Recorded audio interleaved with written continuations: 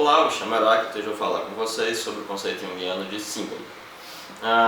Basicamente eu vou falar o que está presente nessa obra aqui, que chama Tipos Psicológicos. Ao final ele tem um glossário de termos, e nesse glossário de termos, no verbete símbolo, ele faz algumas distinções importantes. Além dessas distinções, eu vou falar sobre o aspecto prático dessa noção. Todas as noções do Jung têm um aspecto prático. É importante que ele faz várias distinções. São distinções importantes. Primeiro, ele distingue entre três possibilidades interpretativas: semiótica, alegórica e simbólica. Uma interpretação para o Jung semiótica, quando ela é uma analogia ou uma designação abreviada de uma determinada imagem. Ele cita o exemplo do costume que era considerado simbólico de representar uma terra que era vendida por um pouco de relva da terra. Esse não é um costume simbólico porque a relva é uma analogia para a terra, de onde ela provém. Logo, como eu sei exatamente o que é que ela está representando, isso se trata de uma interpretação semiótica. Ou quando ele fala, por exemplo, que a cruz representa, ele usa esse exemplo no Tipos, que a cruz representa o amor divino. O amor divino fala muito melhor, expressa muito melhor do que simplesmente a imagem da cruz. Ele é uma expressão melhor. A cruz é simplesmente fica sendo uma analogia para o amor divino.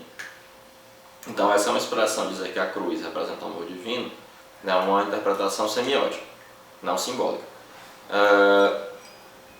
Outro exemplo que ele dá de interpretação semiótica, bem evidente, coisa da abreviação. Eu sei que ONU é uma abreviação para a Organização das Nações Unidas. Logo, quando eu falo que ONU é a Organização das Nações Unidas, essa é uma interpretação semiótica. Ele também fala que é possível uma interpretação alegórica. Uma interpretação é alegórica quando a imagem ela é uma paráfrase ou substituição proposital de algo. Por exemplo, na literatura. O Tolkien, o autor dos Seus Anéis, ele era muito amigo do C.S. Lewis, que é o autor do Narnia, que eu acho uma bosta.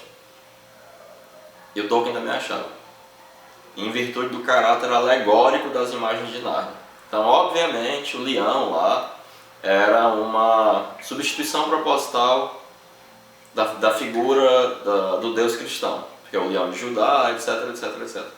Então, tinha muitas alegorias, muitas substituições propositais. Eu quero falar do Deus cristão, eu quero falar de determinados aspectos do cristianismo, e aí eu substituo propositalmente as imagens mais tradicionais por outras, mas que eu sei conscientemente, com toda certeza, que elas estão a significar isso.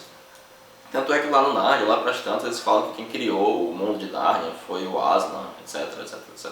Eu acho muito ruim, tem gente que gosta. Nunca gostei. Inclusive quando li, me surpreendi de ser tão ruim.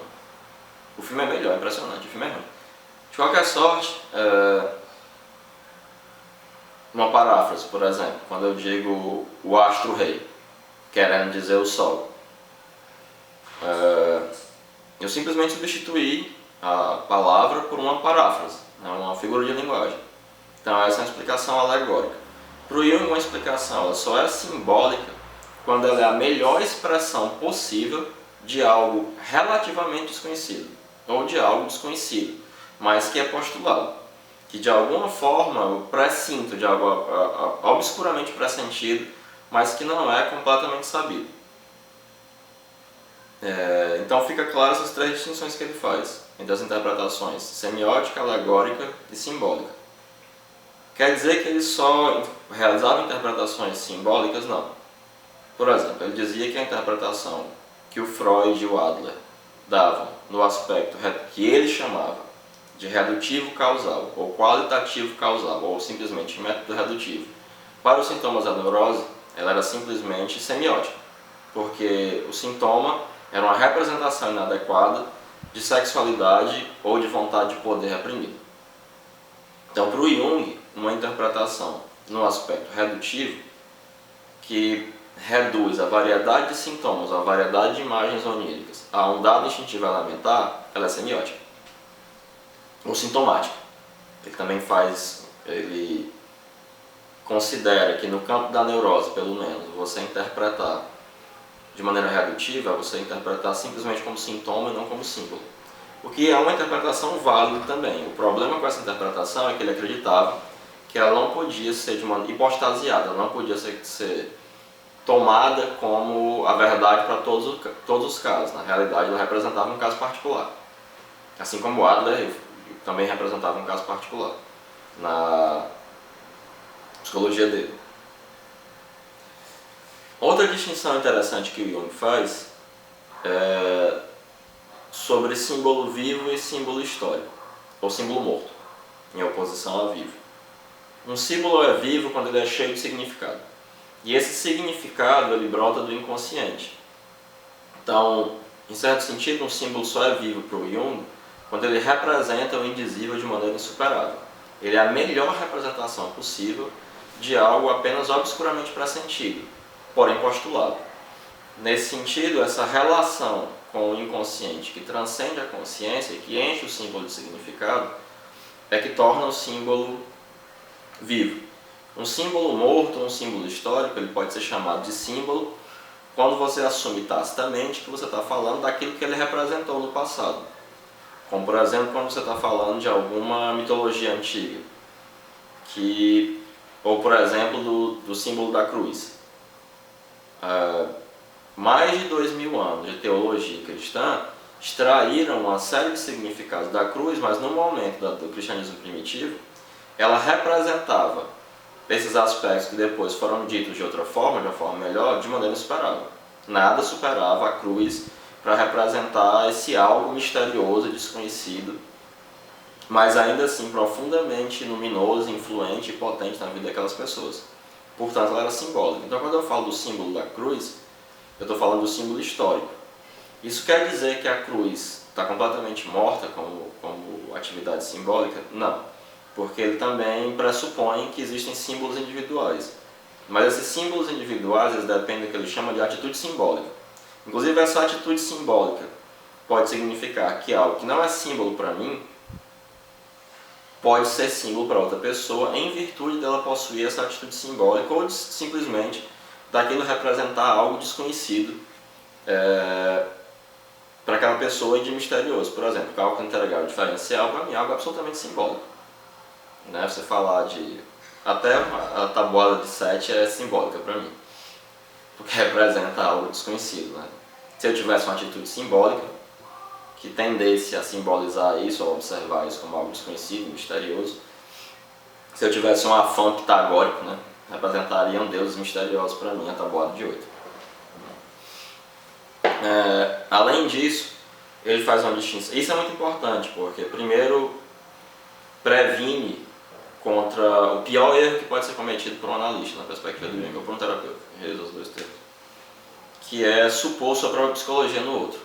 Esse é o pior erro possível a ser cometido. Então, quando você compreende que existe uma atitude simbólica, isso engendra na prática uma atitude clínica, que é a de que, mesmo que eu não compreenda tal coisa como simbólico, isso não quer dizer que ela não possa ser simbólica para outra pessoa. Todavia, existem determinados símbolos que eles impõem a natureza simbólica deles. Eles não poderiam ser compreendidos senão de maneira simbólica.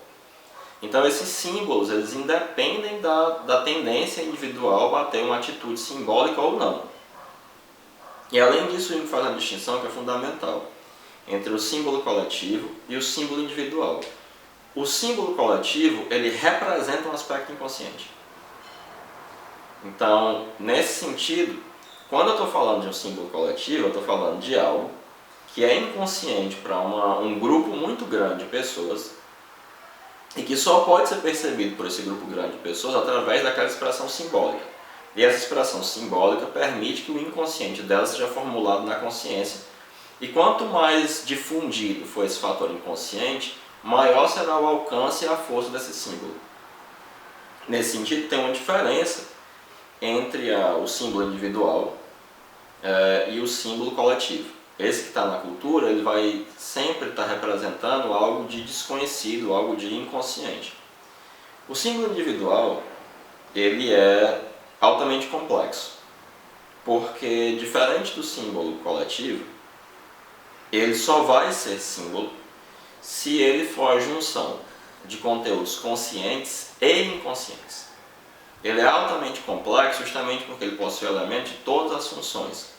Uma produção espontânea da alma, que aparecer um sonho, uma visão, uma fantasia, um delírio, ela será sintomática se ela representar só a antítese oprimida. Retomando aquilo que eu tinha dito antes, no Psicologia do Inconsciente, o Jung dá uma definição muito boa de neurose. Uma neurose é como se houvessem duas tendências opostas, uma tendência consciente e uma tendência inconsciente. Um aspecto anímico, espontâneo, que surge espontaneamente na fantasia, no pensamento intuitivo, etc. Ele vai ser sintomático quando ele representar somente essa tendência inconsciente, ou seja, a antítese oprimida. Um aspecto ele é simbólico individualmente quando ele for essa junção complexa de dois elementos, o elemento consciente e o elemento inconsciente, e os dois tenham a mesma força, os dois estejam energeticamente igualados o símbolo possa ser uma terceira via que permite o escoamento da libido em direção novamente progressiva. Quando o Jung fala disso, esse tipo específico de símbolo ele vai ser sinônimo do que ele chamou de função transcendente, que originalmente é um termo vindo da matemática, que significa uma função de números reais e de números irracionais, com infinitas possibilidades de resposta. Então você tem algumas distinções que ele faz. Essas distinções são entre as três possibilidades interpretativas, né? Semiótica, alegórica e simbólica, quando o símbolo é a melhor representação possível, nada o supera. Você tem algumas distinções no próprio conceito de símbolo, em que ele fala de símbolo vivo e símbolo morto, ou símbolo histórico, de símbolo coletivo e símbolo individual, e de atitude simbólica. Mas que diferença isso faz na prática? Quando o Jung vai falar do método sintético, ou da interpretação hermenêutica, ou da interpretação anagógica, ou interpretação construtiva, ele vai se apoiar em uma perspectiva que é simbólica, e não simplesmente redutiva. Para o Jung, os dois aspectos caminham juntos. Então, o método freudiano e adleriano, que ele chamava de redutivo causal, ou qualitativo causal, que coloca uma qualidade específica, né, a sexualidade, o poder, ou o que quer que seja, nesses aspectos que aparecem espontaneamente, ele é necessário cientificamente, porém ele é insuficiente. Nesse sentido, o aspecto simbólico, o aspecto construtivo, ele não vai ser simplesmente regressivo e histórico, ele não vai apontar especificamente para o passado.